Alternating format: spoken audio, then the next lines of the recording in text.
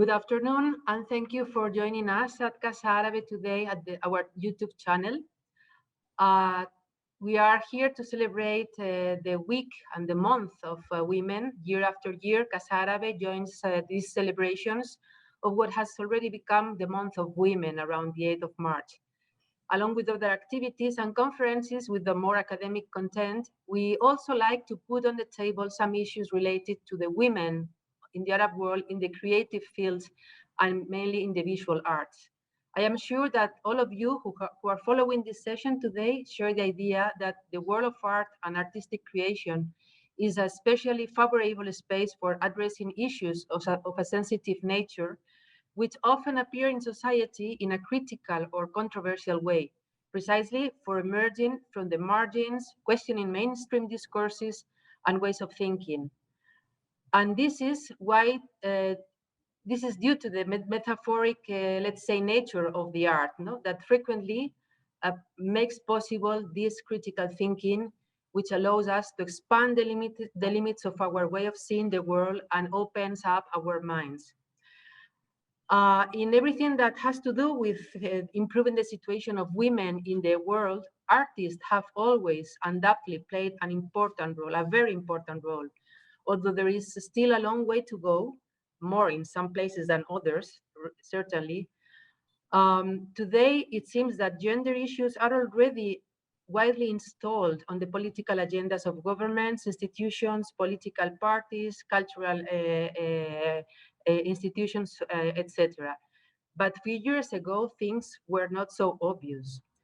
Today, we are here to present the work of two very important artists, Amina Benbouchta and Zoulikha Bouabdellah, two artists with whom we have had the opportunity in Casa Árabe to cooperate and collaborate some years ago, in particular in 2018, when we presented the exhibition Wastelands, a collective show by women artists from the MENA region on issues related to violence, war, environmental disaster, but also on the situation of women in patriarchal and traditional socio-cultural contexts.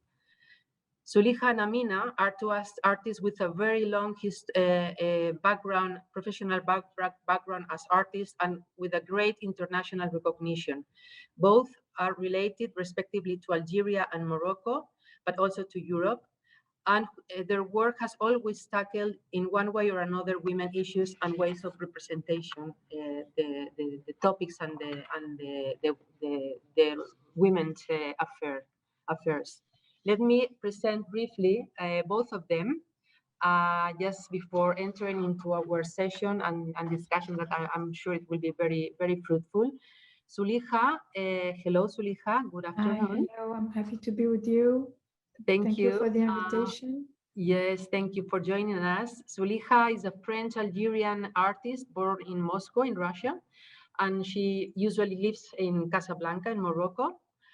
She got her training in fine arts, and her work is characterized by a very multidisciplinary approach using many different, a great variety of techniques that can go from video to installation, and above all, drawing, no? As I said, her work is frequently related to the position of women in society, but also very much focused on the way of the women are represented from different perspectives. No? She has presented her work in a very long list of biennials, exhibitions, museums, and her works are collected, also take part of collections of the most important museums in the world. She precisely presented part of her work in Spain, in the Musac, in the Museum Musac, and also she was given a solo retrospective on the Centro Atlántico de Arte Moderno in Canary Island. And together with us is also Amina Benbouchta. Hello. Hello. Hello. Thank you for the invitation. Thank you, Amina, for joining us as well.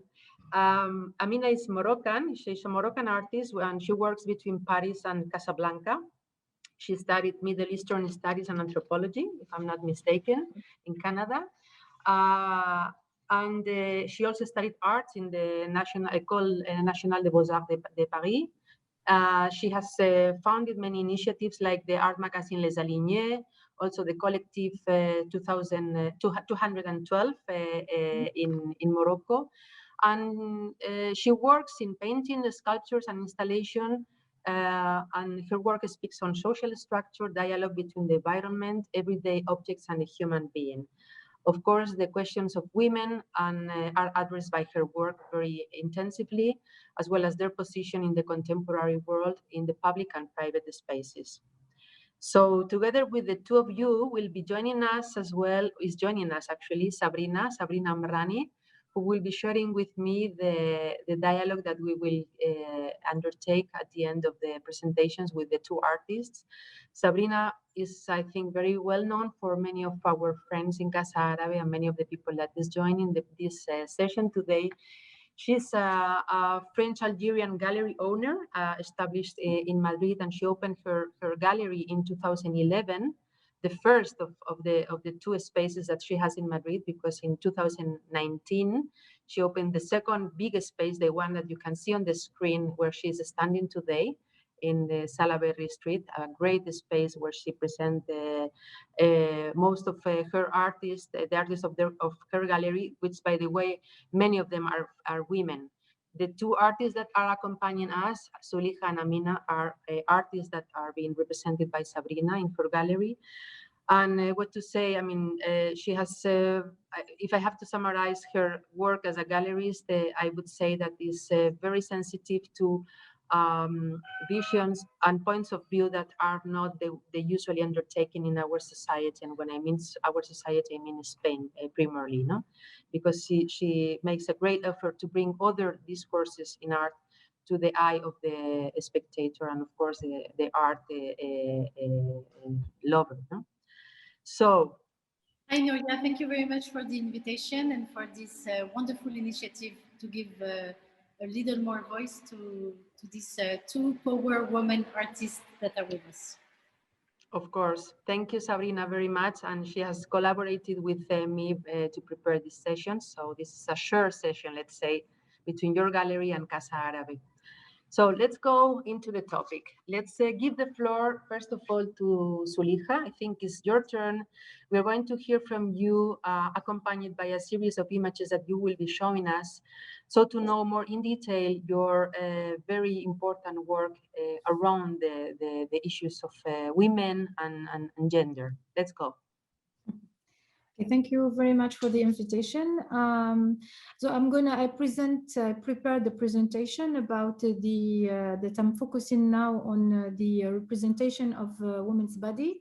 And before to start, I just want to precise that even I deal with the feminist issue in my work. I don't consider myself as a feminist artist, and I don't use my work to any causes, to any how to say to serve as a manifest to the feminist cause, even I embrace this cause 100%.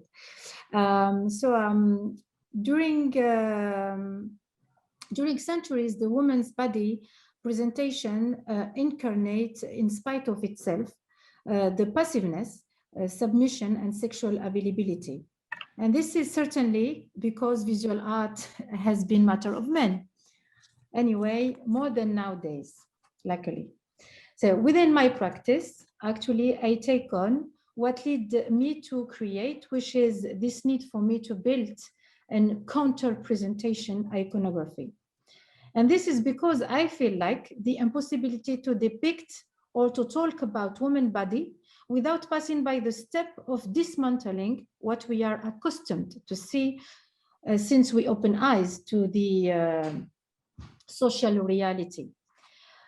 In visual art field, more in any other area of creation or intellectual spaces, the confrontation with the past is imperative unless we erase completely our knowledge of the reality. I remember what Louise Bourgeois said in this amazing documentary shot in 1993, where she said, when she said, we must get rid of the past, even we will suffocate. I don't think it's, for me, it has a lot of meaning. Therefore, there is not many ways to go through the step of distrust the past.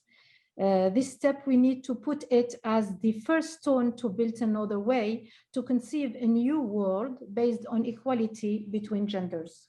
A world where will not exist anymore the feelings of superiority, judgment, or condemnation, at least when it comes to the relationship between genders or sexual orientations. The means I have found to be able, not as an artist only, but as a person, simple person, and that I use for that idealistic purpose is deviation, humor, or subversion. So in the case of the European classical paintings, yes, if it's possible to start the PowerPoint, that this period, at this period of time in the history of art, that superuses the woman body as object to express all kinds of subjects, I find it interesting to reverse the stereotypes that comes to mind while we look at the production of that we name by the classic area. Most of the time, the models, whether they are odalisques, bathers, goddess, or prostitute, all of them, they seem like they are waiting for something. They seem to not having more important things to do than to pose front to an artist who most of the time happened to be a male one. So I thought of a way to express how to convert those models from simple viewers to active witnesses. For example, I can begin with the video dansant. So next. I don't know if it's on board. So the video dansant that I realized in 2003, I select here for in the PowerPoint 4 moments. So you will see.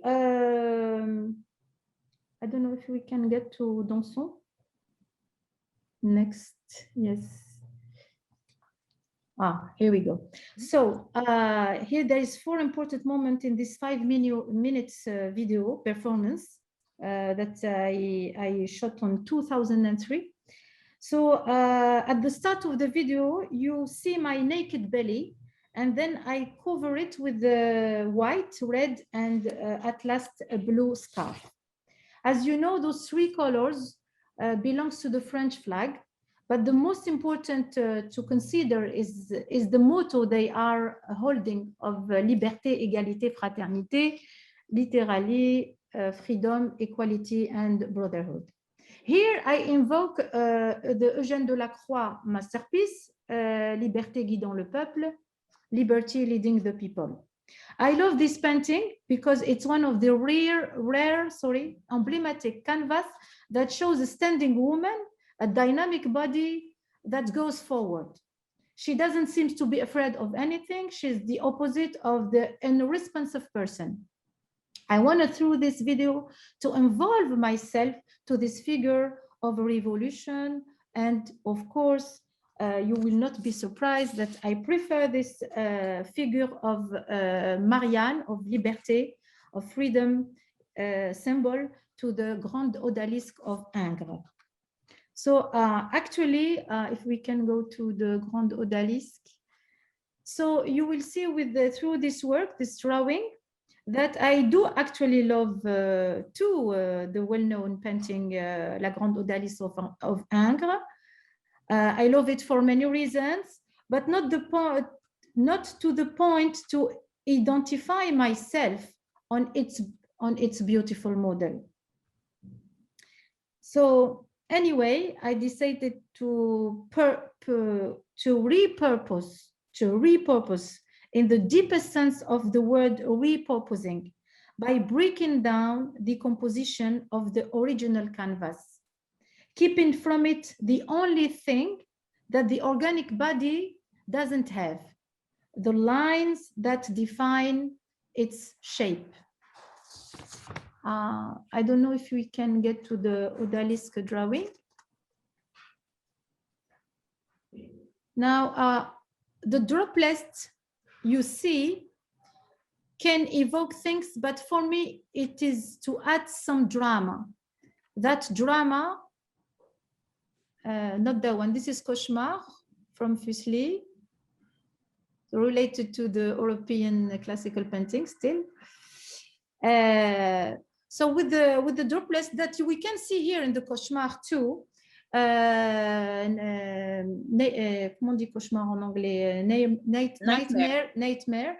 The droplets you see can evoke many things, but for me, it is to add some drama, the drama dramatically missing into the original work. I mean, the Grand Odalisque, not the Cauchemar of Fuseli, of course, because in Cauchemar of Fuseli, there is a lot of drama.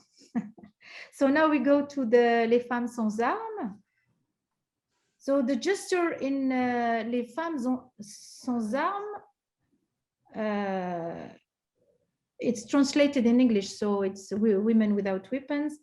My gesture here goes farther than the repurposing the shape of woman body, as I did with the odalisque, because I change the gender of the models.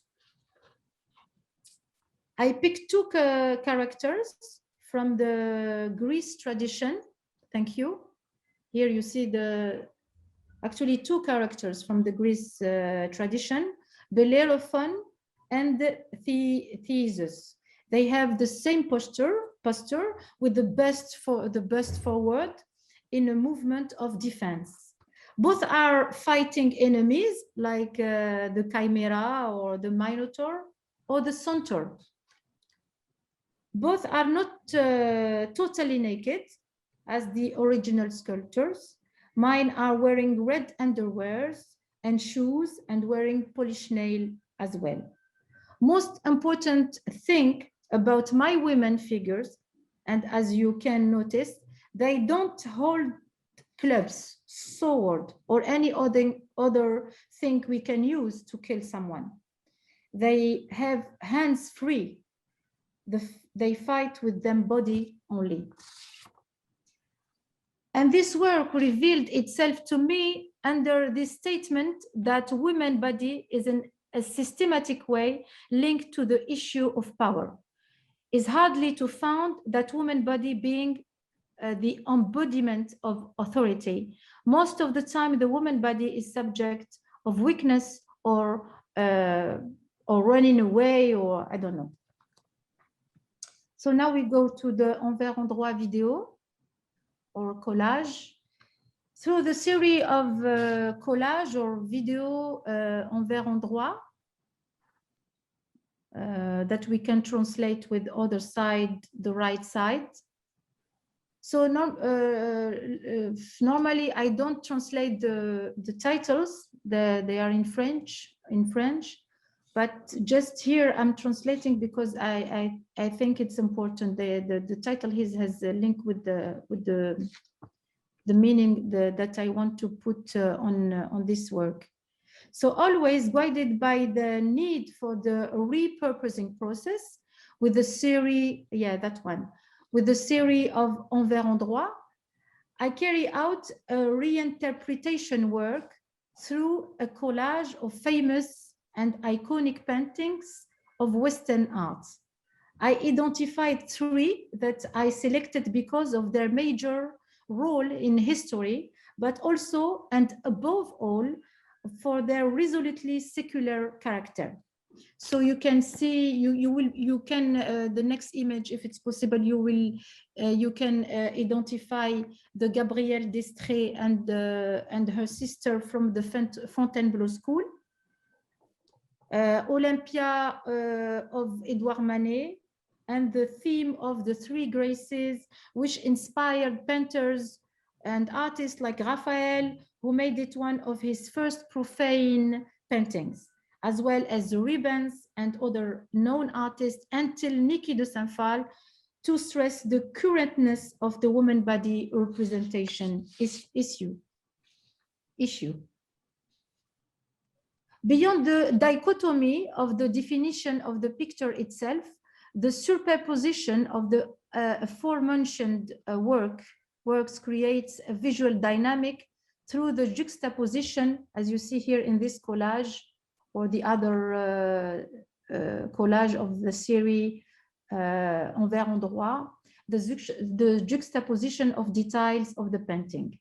The result is an ambivalent vision which mixes an abstract general representation made up of visual elements perfectly identifiable.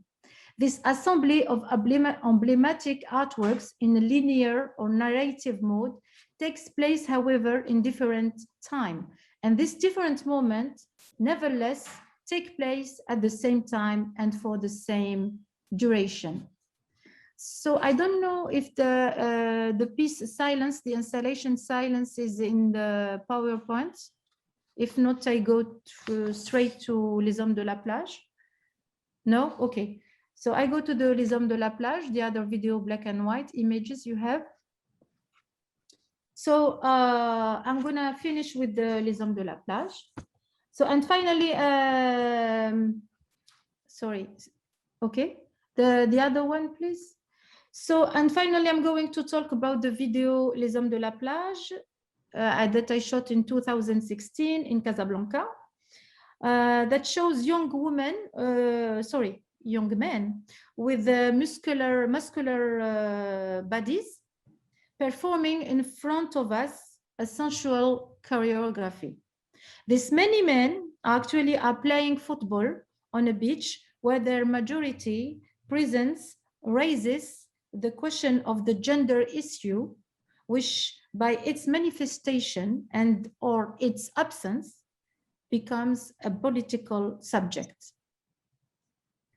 The absence of the female subject makes it surprisingly more and more present in the mind of the viewer. This image raw places us at the heart of our contemporary world, at the heart of an essential struggle, that of the gaze of women.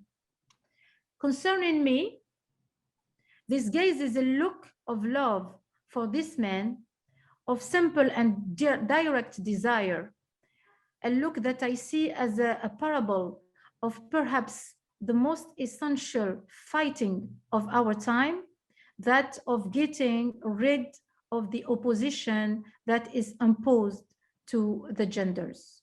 I hope I wasn't too long.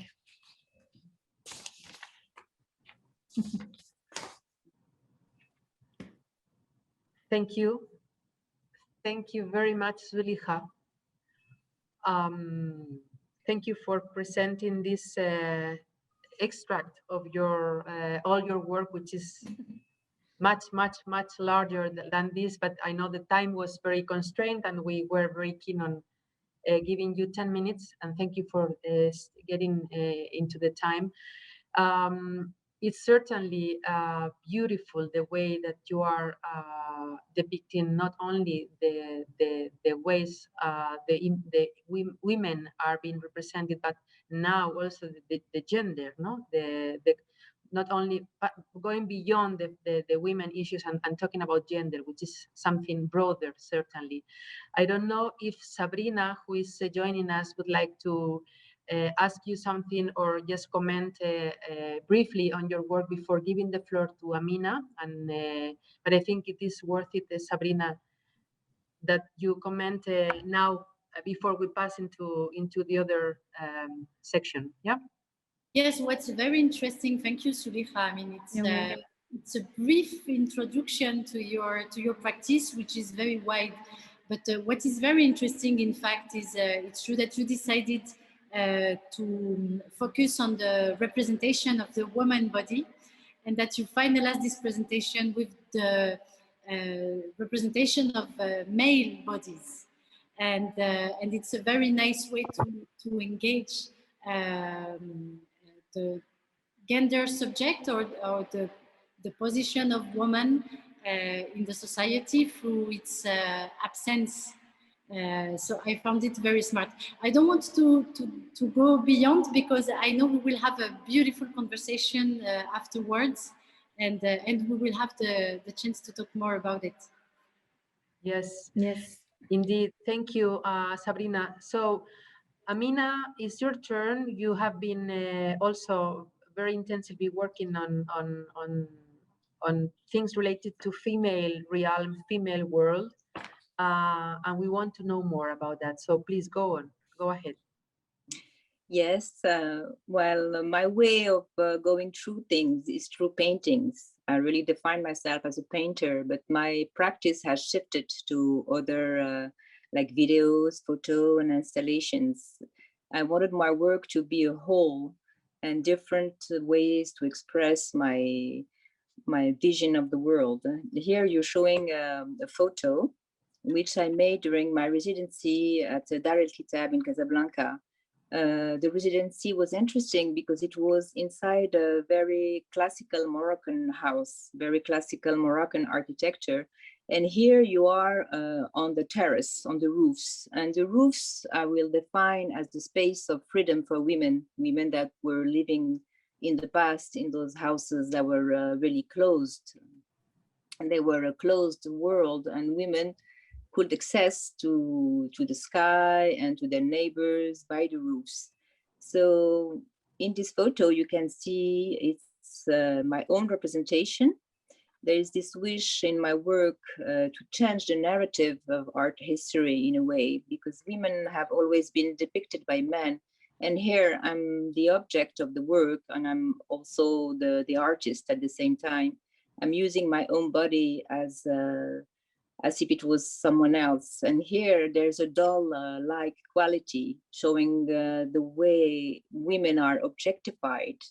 I'm using myself like a doll on this very big chair, which is, of course, there is disproportion.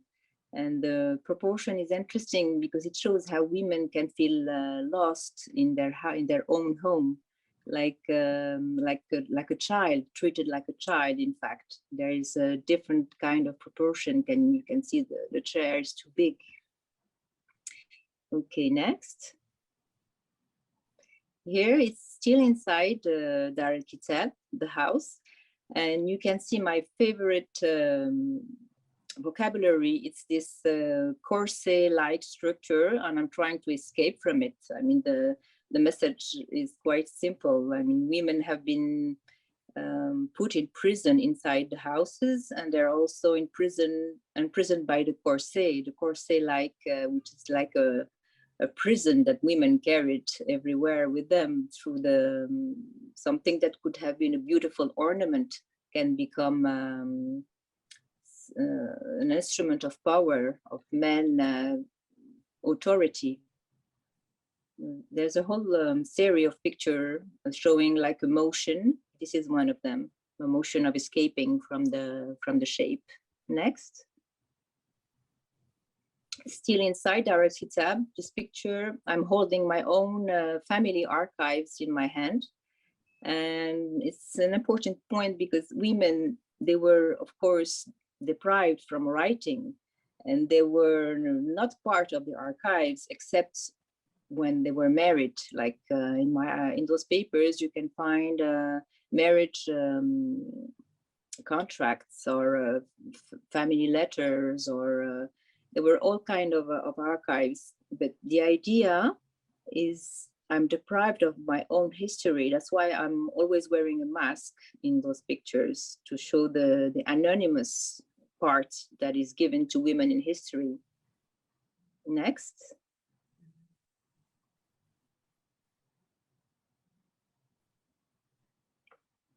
This one is like a parable, I would say. I look like a magician with my white gloves, but who's disappearing?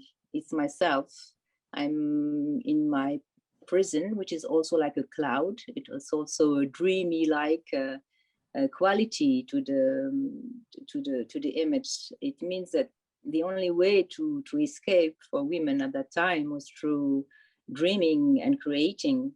It gives the way for art to be the hope. Art is hope. Art is a way to escape those hardships. Next.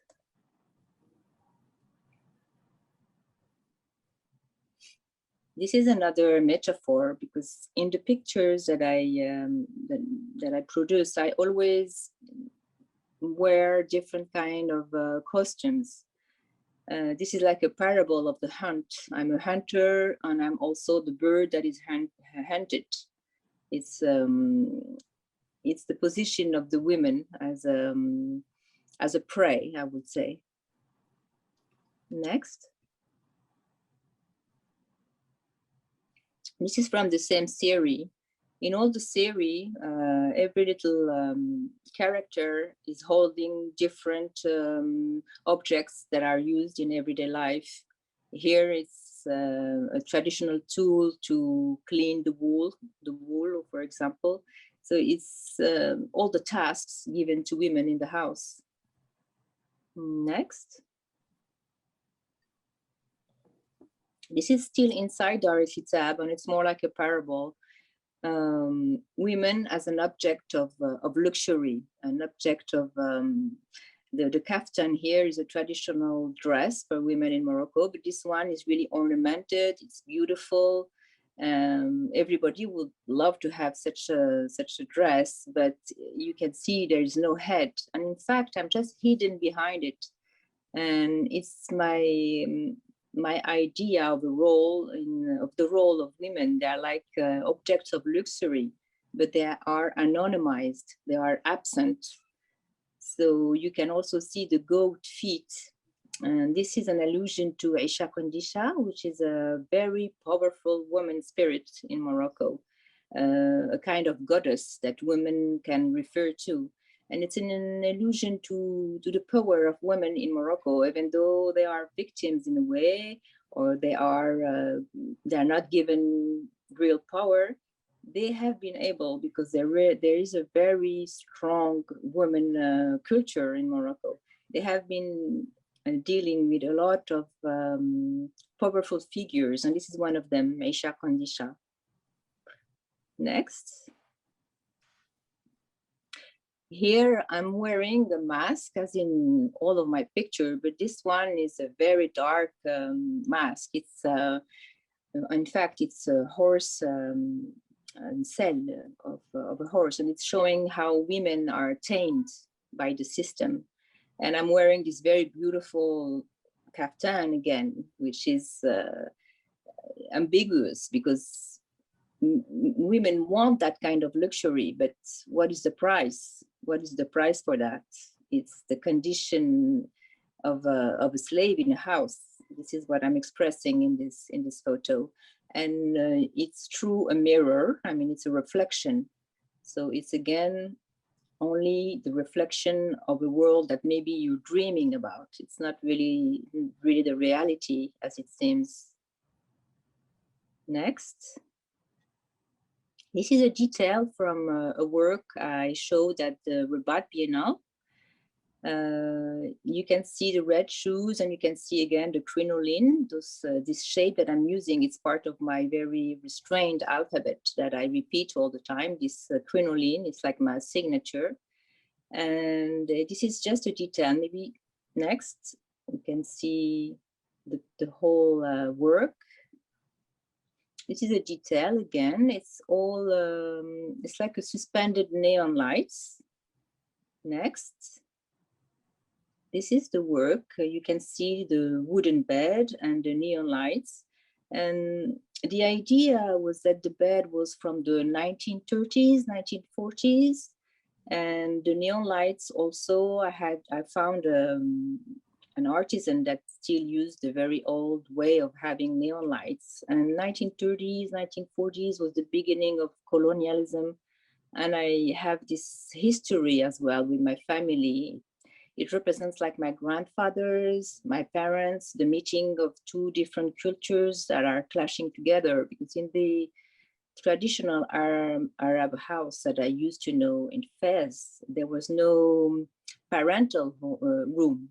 And here you have a bed for a couple. which is a very new idea of couples, the new ideas of love coming together. And it's also the discovery of what is sexuality. With the bed is full of light. It's like an explosion of light. And if you're a child and you go into your parents' room, it's this shock that you get. But from this sexuality, you have all those dreamy figures above the bed, the crinoline, the chair, the woman's shoes. I mean, it's like you're having a dream. Next. This is a detail that of the same piece from the Rabat Biennale. Those are elements of the house, very simple elements: a chair, a bed. I mean, all those domestic elements that I use all the time in my work, in my photos, or in my installations, or in my paintings as well. Next. This is a work I presented the Naked Feast in Marrakesh at the 154 Art Fair. And it's dealing with motherhood and abortion. It started all with the trial of Hajar Raisuni, which was a journalist in Morocco, and she went to jail because of an abortion. So in this piece, I choose to mix different elements. The table is where you have a cloth on the table, which is all embroidered. The broderie is from plants that women use traditionally for abortion.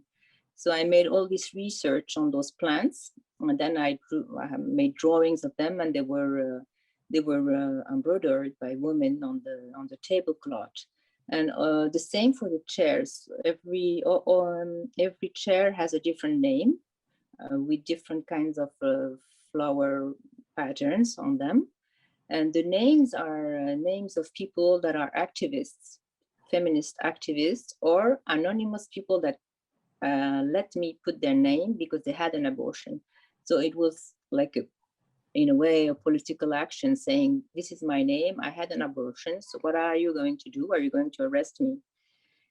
And the word mother, the neon light, questions the different angles of motherhood, motherhood as a positive thing, but motherhood as a negative thing as well. The word mother I used in a different installation, the one that you see now. This is more scary in the sense that it's very electrical. You have all those electrical wires getting out of the word mother, but electricity can be good as well as bad. So it's just this question of what do you do with the energy that your mother gives you, the good energy, the bad energy as well. How do you deal with that? And mothers as the center of your world, because everybody has a mother in the beginning. Next. This is a detail from the Naked Feast. It's one of the chairs. This one, I believe, is the one holding my name. This is just a detail from the work. Here you have Le Piège à loup, the trap. So it's a work that was censored at the museum in Rabat, and it has been exhibited many times in Spain. And it's the work I like the most, I think, because it's so ambiguous. It shows, it has many meanings. It shows the luxury of the velvet and the golden embroidery as something everybody would like to have. And then there's this very nightmarish, to repeat what Zoulikha said, it's like also the nightmare of Fuseli in another way. You're sleeping, and then there are all those scary things that can arise in your head during your dreams. It's that idea, and it's also the idea that marriage, wedding, a beautiful house can be so attractive, but it also can be a trap, something very dangerous.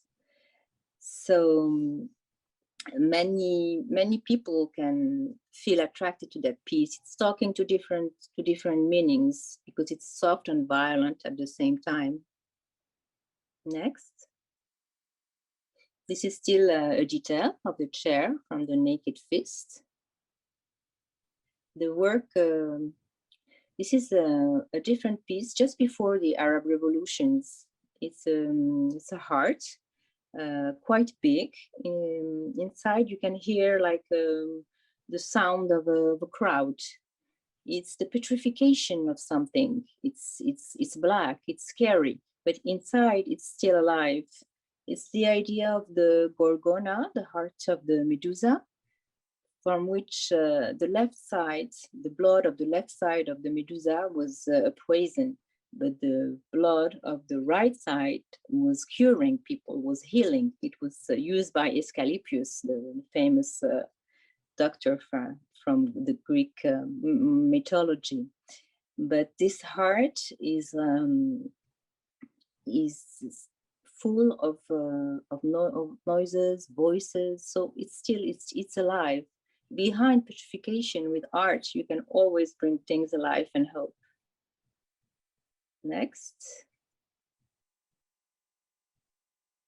This is a painting, one of my old painting, and it's the domestic life.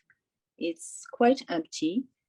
No human figures, only the repetition of my very simple alphabet, a table and a chair, an empty space, something revealing the isolation of many women in their homes. Very silent, very still, no oxygen, no motion. Next. This is a drawing. I love to draw. I mean, it's important for me before any work to draw a lot. And this is a corset again, the repetition of this figure I talked to you about before. The corset, the feminine corset, which is a prison of the body. Women cannot breathe easily. Women cannot run.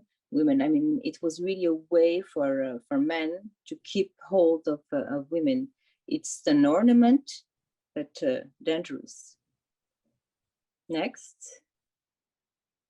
This is another painting with those very simple elements of daily life. A table and like a pot here. The elements of life of a woman. Still the same. Very dark interiors with the corset. This is another work, another installation with glass. It's called Heart. It's a heart of glass, and it's not the glass ceiling that is broken. It's not really that. It's the idea of how something beautiful can be dangerous, and how emotions of the heart can also be painful. Next. Another painting with the corset and those basic elements. This installation also of paintings at Sabrina's gallery. Okay. With a little heart. Yeah. Is that? Next.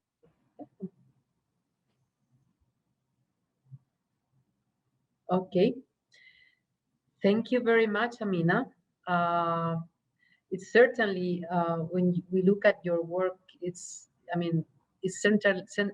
certainly universal. I mean, it's the way you depict, I mean, this really preoccupation of women surrounded by stocks and traps, no?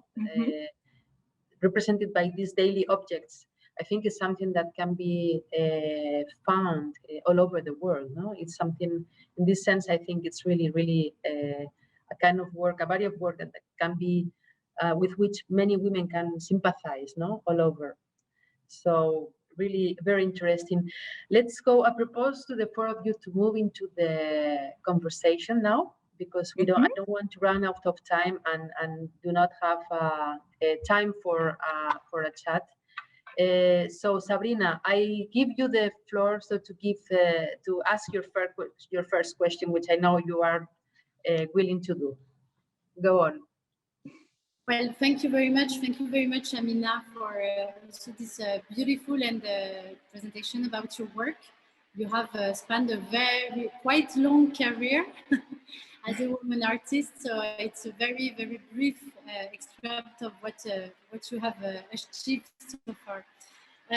So you both use these different languages in your practice, which is normal, and you both navigate between history and tradition.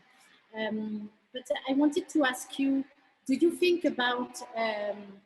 your language, your artistic language, is defined by where your practice is taking place?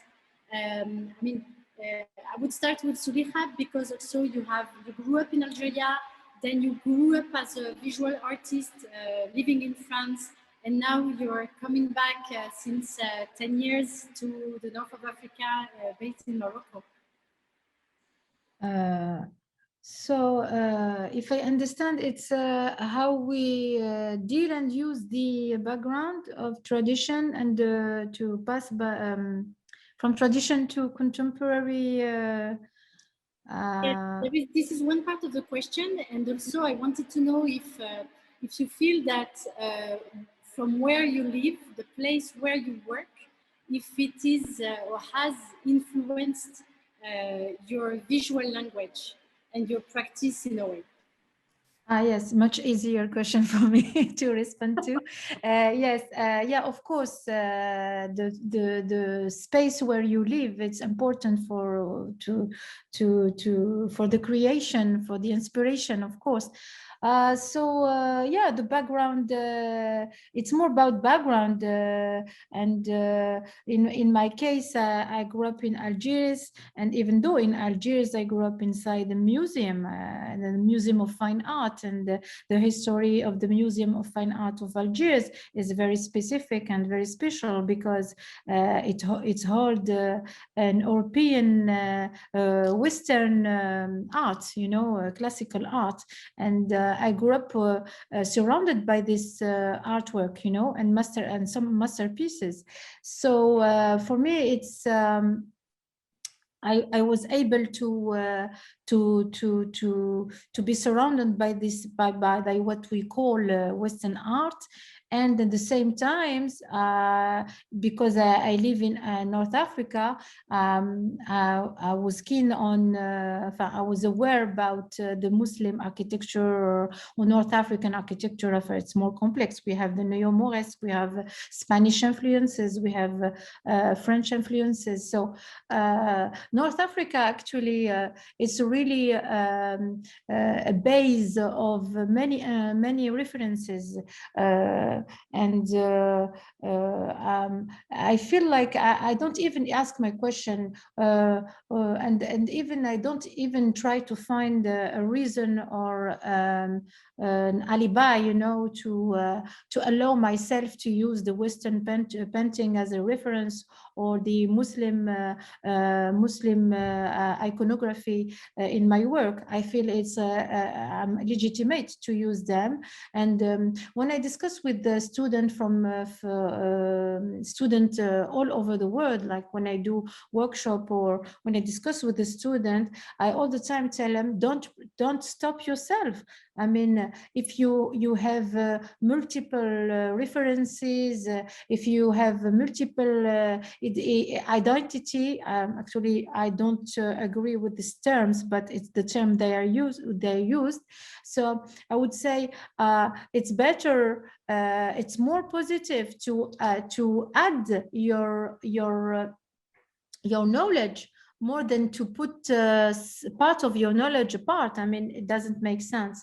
So actually, I mean, even today, I mean, today more than other era, we have internet, we have communication, we can know about what's the iconography tradition in other part of the world. So I mean, for me, be open-minded.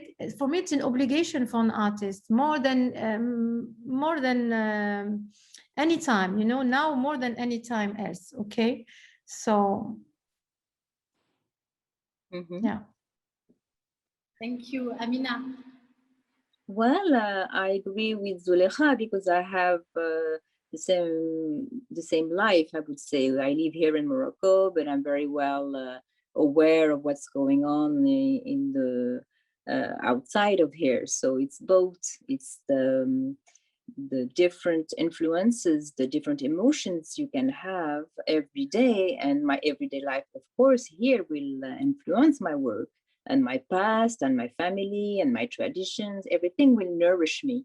But the art narrative has changed now, and the world, as she said, went global. So in one day, I'm confronted to a picture of a painting by Ansor or Turner, and at the same time, I open my window and I have a different kind of light. Everything will nourish my work.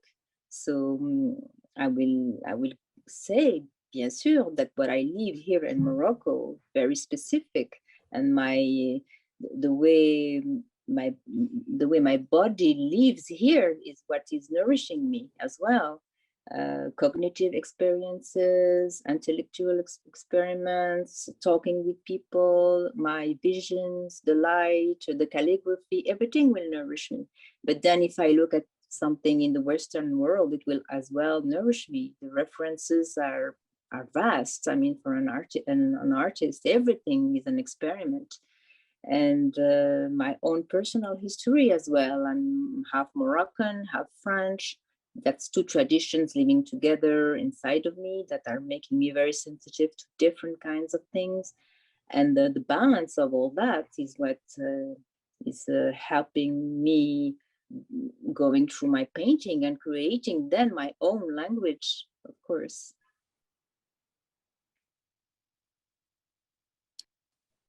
Yes, these comments that you are making, well, both of you have made, bring me to another question that is somehow related to what you were saying, but it's a bit different and it's quite important nowadays. I mean, is the issue of the apparent contradiction between tradition and contemporaneity, no? That you still hear many people talking on these two things as if they were the opposites of one line, no? Either you are attached to tradition or you become contemporary. And in the work of artists like you two, you realize that there is no such a contradiction at all. And my question is, or if you agree, would you agree if that this happens more frequently in artists coming from or connected somehow to geographical cultures like the one where you come from, the Maghreb in this case, the Arab world? Because it seems that when people mark this difference between tradition and what is contemporary, they talk more about artists that are more stick to Europe or other contexts different than yours. I don't know if you would agree on do you think the contradiction is really something that is not such in your case? I mean, it's totally merged and melted, no? I think there isn't any contradiction in holding a culture from the past and living in your contemporary world. I'm just surprised, of course, that we are always asked that type of question while artists from the West, from Europe, nobody thinks of asking them how they are influenced by their past culture. Of course, I understand the interest. There is a question to ask, but our heritage is just something that we can use or not. And the way we use it is more interesting to know, to ask how do we include it in our work? How is the art object? How is the transformation we make of it is interesting. But an artist living here in Morocco can also just not dwell too much on that. It's not a restraint, I would say. We're not supposed to live in the past. We can use the past if we want. Maybe we have of course another type of vision, but I hope that every artist has another type of vision. That's what I would say as an answer. Well, it's a very interesting point, and Nuria is making a very interesting question also. I think that maybe we can ask Zoulikha if it is possible to be an Arab artist and a contemporary artist. And that's quite a naughty question, to be honest. Yes, it's a very naughty question. Okay. Yes, alors, actually, when you see what's going on in the Arab world now, when you see people fighting for democracy, for dignity, for 100% citizenship, to be respected, I think, yes, the Arab world is in the contemporary, is in the modernity, is in the present, and he's fighting for his future. And I went to the Algiers. I demonstrate with the people of Algiers. We were, I think, 2 million, 1 million. I don't remember, but a lot of people outside. The Hirak, the people from the Hirak, Hirak is the movement. It's the idea of going forward. They are fighting for the future because there is no hope today, and no hope. Don't have hope is the opposite of being contemporary. So I don't talk about what's going on in Lebanon or in Sudan. I would just talk about Algiers, but because I'm Algerian and I took part. I had the chance to demonstrate with the Algerian people. So just when you are in Algiers and you demonstrate with also all people, I could make it 2 times, two Fridays, but those people were demonstrating during 2 years, every Friday. The student every Tuesday, millions of people outside, and no hurt, no incident. The only incident that happened, it was from the police, from the authority that were beating young people and women.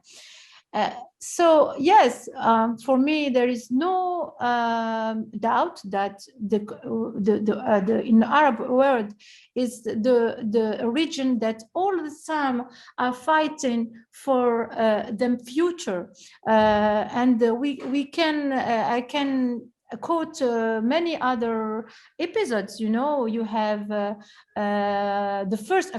first feminist in the Arab world to stuck in our subject today is a man, is Qasim Amin.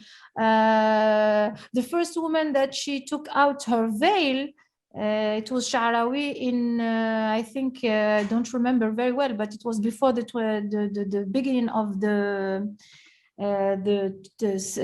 20th century. So and that there is other references. I can't quote them all, but in the Egyptian revolution in 2011 or 10, I don't remember very well. But 10 years ago, we had this young woman that she put her body naked on the posted her body naked on her blog on Facebook. So, and for me, it was like she did I mean, from Sha'rawi in I don't remember, to 2011, just one century, you know. And I mean, I don't know if I would do like her. I will probably never do that. But I mean, she's very brave. I mean, she stepped on many steps in one photo. You know what I'm saying? In one picture. So yes, definitely the being an Arab, it's being contemporary, definitely. And talking back, sorry, it's a beautiful answer. But coming back, I mean, today, I mean, the idea is really with this conversation also to honor you two as women artists. And I mean, working internationally, and you are both also international artists, working in different continents and exhibiting in different continents. I'm very much intrigued in the fact that, and I speak as a gallerist too, is it possible to be really a contemporary artist, or when you are out there, are you an Arab artist before being a contemporary artist? And maybe my question is to tackle also the exhibitions in which many times we are requested to loan your work, both of your work, to certain kind of exhibition. And I was pretty much interested in knowing your answer that. Do you feel that the market is recognizing you as contemporary artist, or maybe with a different label? I think the market is making a difference, and we're working to make that change. The market is making a difference between men and women, and of course, there are further categories: Arab women, Arab men. We're still depending on this stereotype of the young, white, chaotic white artists. Let's say like model Jackson Pollock, for example. So we're making a way through that. We're presenting other figures, and it's starting now. Women artists from Africa, from the MENA region, are making their place, but they're making their place maybe with the institutions, but not too much with the market. We still have etiquettes. Of course, as you say, we are often called for a certain type of exhibition and not others. But the work will make the difference. We have to keep working, because I feel like an artist. After that, I'm a woman artist, and I'm an Arab woman artist. That's other etiquettes that do nourish my work. But I define myself as a contemporary artist. And you, Zoulikha? This is another naughty question. I would say, to be provocative, I would say that I'm contemporary because I'm an Arab. I'm not ashamed to be an Arab. Being Arab, it's an honor. I mean, and even whatever, where are you from? Are you Arab, American? Well, what you want, European? I don't know. The artist, it's not the market who has to take advantage of the artist. It's the artists who have to take advantage of the market. The artist, I mean, not advantage of. I'm not talking about money. I'm talking about the people more powerful than the market. You know, that's what the artist has to be. Whenever the etiquette we put on him, you know. So yeah. I mean, when I participate to Africa Remix exhibition, it was Africa Remix. It was about the artists from the African country, or the artists they deal with the African idea and concept. And some journalists were asking us why we put ourselves in this box, you know. I mean, in the same times in the Beaubourg Museum, and the same times of the Africa Remix, we have the exhibition of artists from Los Angeles. So what's the problem? You know, we can be coming from somewhere, but it doesn't mean that we are stopping. We have limits, you know. And of course, we come from a background, but we have eyes. I'm an Arab, but I just have to make you notice that we have eyes and we have ears, and we are very. I mean, I'm provocative here, sorry, but yeah, I mean, we are open-minded. Yeah. So I would like to ask to the three of you, how do you see the moment that we are living now? I mean, it seems that the female issues, gender issues have become really the center of many current policies, public policy, private policies. Everybody's putting the eye. I'm not talking about today or this week because of 8th of March and so on, but it's become kind of mainstream. I wouldn't like to say a fashion because that is too fragile, but at least, yes, it's mainstream now.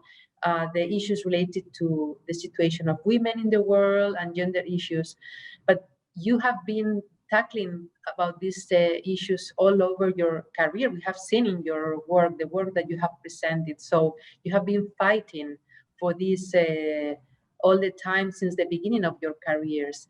I mean, regardless whether you consider yourselves feminist or not feminist, this is not the issue. I mean, the issue is that your concern about the situation and the condition of the women have been always the center of your preoccupations. So how do you see where we are today, that everybody's like embracing this kind of ideology, let's say, or preoccupation? Do you think it is? I mean, we saw the last biennial in Marrakesh that was dedicated 100% to female artists. In Rabat. In Rabat. So how do you feel yourselves among this new situation? Well, answer, yep. I feel quite happy of all those changes, of course. I mean, it's time that the art narrative should be written in a new way. We're discovering every day numerous women artists from the past that were so fabulous and just unknown by the markets. It's just incredible.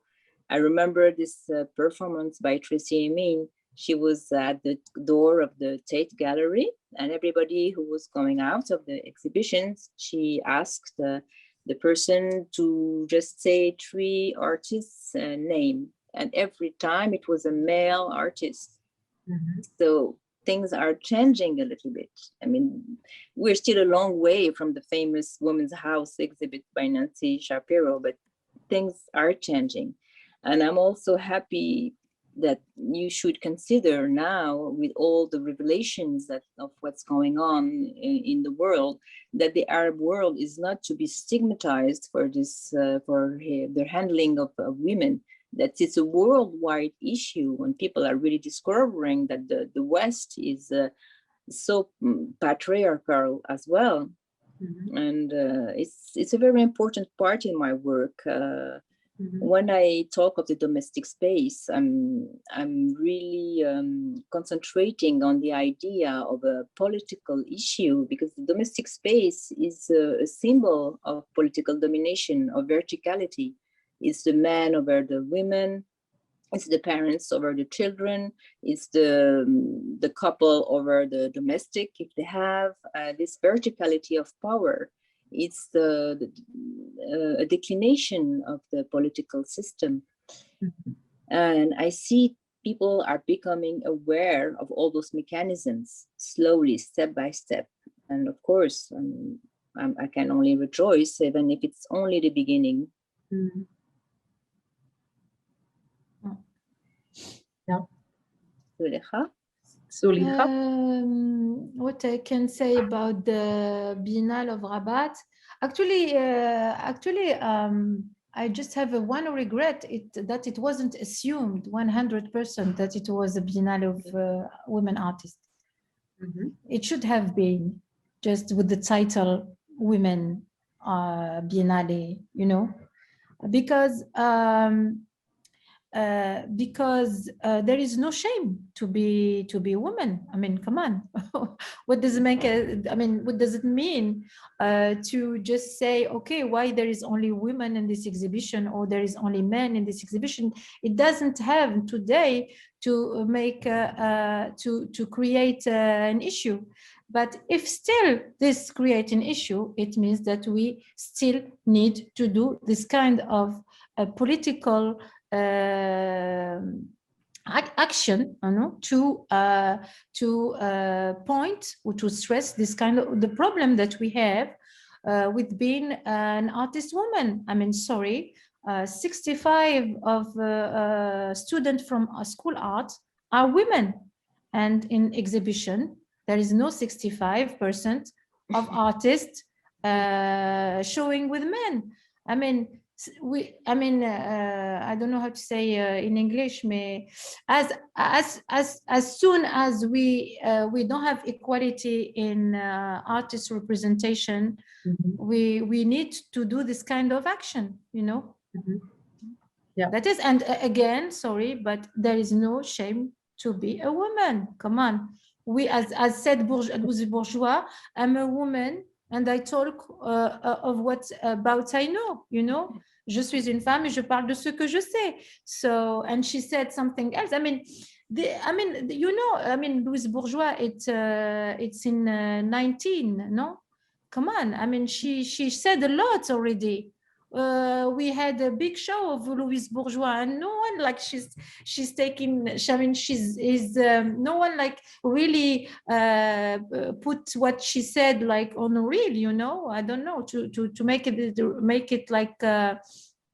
No, not possible again. No, to have the speech of Louise Bourgeois resonate until today. Come on, I mean, she said, "I'm a woman. I don't need to be feminist." It doesn't mean that she's not feminist. She's saying she has no choice. Come on. So yeah, that's my answer. Yeah, Sabrina, from the point of view of a gallerist, do you see things in another way? I mean, from a different perspective? Well, I definitely agree with Louise Bourgeois. Zoulikha, it's kind of my philosophy and how I drive my life as a professional, as a gallerist and as a woman gallerist. I mean, I feel like a gallerist, but still, it's true that in the last years, the Me Too movement has been quite all over the globe. So I think we share and we understand what are the dynamics. I mean, it's. I'm still not sure. I mean, I don't say it's not necessary. I think it's important to acknowledge, and I agree as Amina that we still need this kind of affirmative action. In the way of. Positive discrimination. I don't know. In English, it's affirmative action, discrimination positiva. We still need this kind of very focused action to level. But again, I do think that it's something that applies to until my generation and maybe people that are still born in the 80s. I have the belief that for younger generation and younger women, this question might be absurd. I think that maybe the women of my generation, again, I mean, from the 80s, that we were still, in a way, educated with a kind of girl education and girl goals in life. I mean, I can have a career, but the society still put on my shoulder the fact that I should be also a mother. And I feel that with very younger people and very younger women, this is not happening. I feel that society is really not putting the pressure, especially there. Being a woman, it has a different meaning maybe for these younger people. So I feel it's very complex to answer this question, and but I do think that definitely talking about the art world, women artists have been less present. women on the market used to have less value, talking about the market, so which is a fact. Women still today have to conciliate their woman role with their professional role, being a mother, being also an artist, being, I mean, whatever, you know, an engineer or whatever.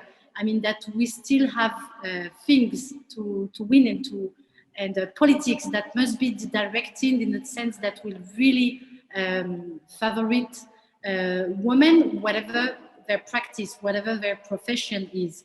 We still have much to do. I mean, still when we give birth in many countries around the globe, the woman is the one that has a leave to take care of the babies, not the man. Though there are huge changes in different countries in Europe, but these are for me, going outside of the art, simple, basic elements that might help women to be just more present in again, whatever their profession is. Yeah, totally. I mean, the artistic practice or the practice as a gallerist is not separated at all from the rest of the aspects of life. So everything is interconnected, and the person has to respond with his or her actions, taking into account all those connections. No, so as the same way, you cannot get rid of the fact of being an Arab, and that's a fact, and that's. All those things are also part of the practice of daily life and professional life.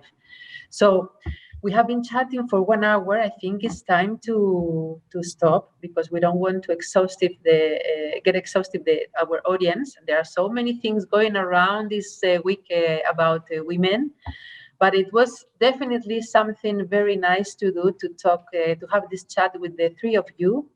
We are very happy to have also incorporated these topics, the art, into the other topics that we are raising this week. And we love what you do, so we will be looking at your work. Thank you so much, really, for being there, Amina. Thank you, Zoulikha.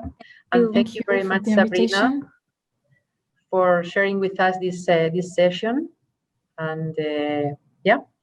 Thank you, Casa Árabe, for the organization with Sabrina Amrani Gallery. Yes, thank you for the invitation. It was great to share with you.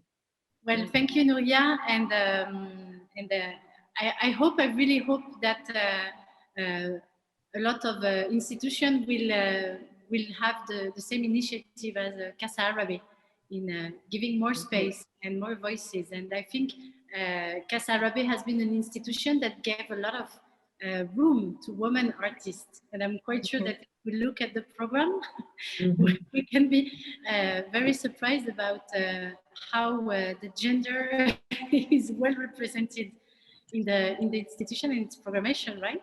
Yeah, you are absolutely right. Not only in the exhibition program, but in all the other activities, in our talks and lecture programs, we are very keen on giving voice to professionals, female professionals of all sorts, of all backgrounds. So yeah, you are absolutely right. Thank you. I would like to say thank you to the technical colleagues that are on the back, and you don't see them. Ruth Mendel, my colleague from the Press and Communication Department, and also HeyAF, the company that is assisting technically, and the translators, because the audience will be able to see this in Spanish with the voice translated. So that's all for today. Thank you so much. We love you. Thank you to you all. Thank you. Merci. Thank you. Bye. Bye. Bye.